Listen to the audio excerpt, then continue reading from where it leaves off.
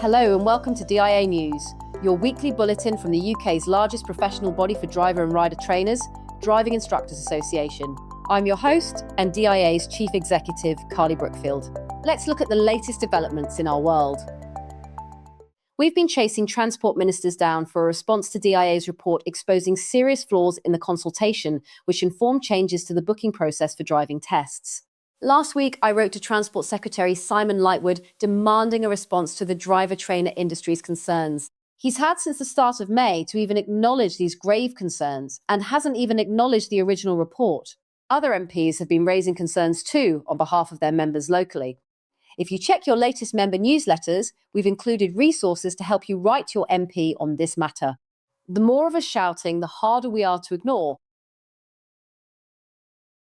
The main challenges to the consultation, subsequent decision-making, and the amendments to legislation include the economic impact assessment for the changes was insufficient for the cost impact. Ministers' calculations fell over £30 million short. The industry was not appraised of changes to legislation which would make it illegal for instructors to book tests until after the legislation was making its way through Parliament. The legislation itself makes no allowance for SEND pupils to have support from a third party in booking a test. The consultation data and the manner it was collected is highly challengeable and currently subject to an Information Commissioner's Office investigation. Importantly, no substantive evidence has been presented by DVSA of significant and substantial ADI abuse of the booking system. You can read our full report on driving.org. DVSA have been promoting the immediate success of changes to the booking process. In their latest update, they claim over 1,000 accounts have been detected acting suspiciously in the OBS. However, our concern is that the changes could actually be causing as many problems as they solve.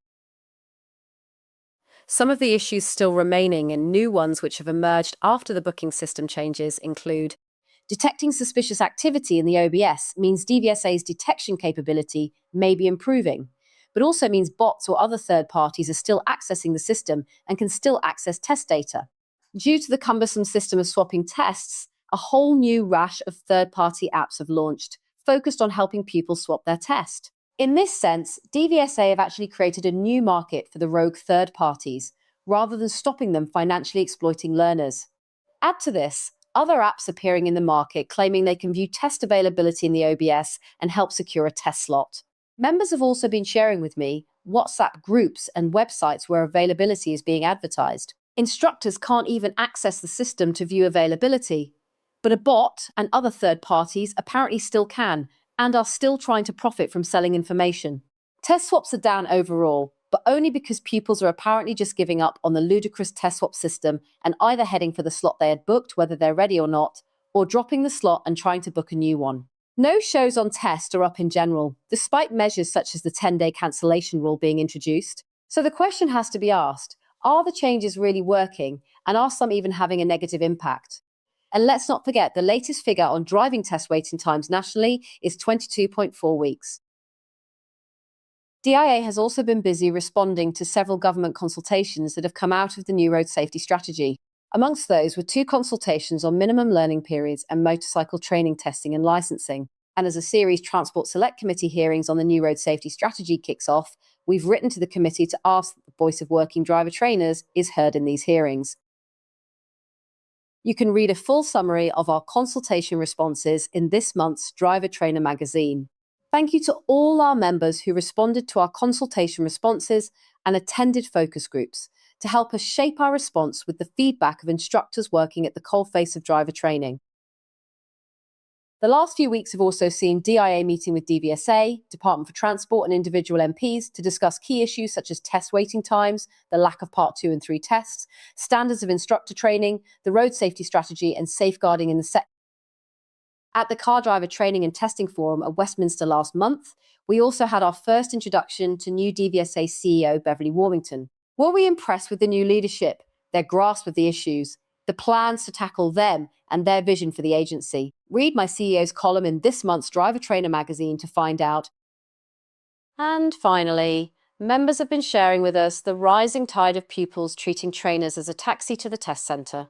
The long waits for a test or leaping to grab a slot Anytime or anywhere, and whether they're ready or not, means some pupils find themselves having bagged a slot but don't have an instructor they're currently training with who can take them. This has led to some trainers reporting desperate and sometimes rude and aggressive calls and messages from pupils asking to be taken to test, often with little notice and when the trainer has never even taught the pupil. Let us know whether you've experienced this and your tips for tackling it. Our message is clear. Our professional driver trainer members are not your dual control hire car or taxi to the test. DIA will be attending an audit workshop with DVSA in Bristol this month. Therefore, we want to hear your views on how audit could be improved and instructor training in general. We've put together a survey to collect feedback from PDIs and trainers. Please take the time to fill it in and let us know your thoughts and experiences, and we'll use your feedback to inform our input into the workshop and future plans for audit. Want to make sure you receive the latest news from DIA and our industry. If you're a DIA member, make sure you're fully subscribed to receive regular member updates, Driver Trainer magazine, and can also access the exclusive members area on our website. Not a DIA member? Join the UK's favourite association for driver and rider trainers now and access the full range of member benefits. Or if you simply want to access the industry's most popular news channel, join over 35,000 subscribers and sign up to Driver Trainer online for free now.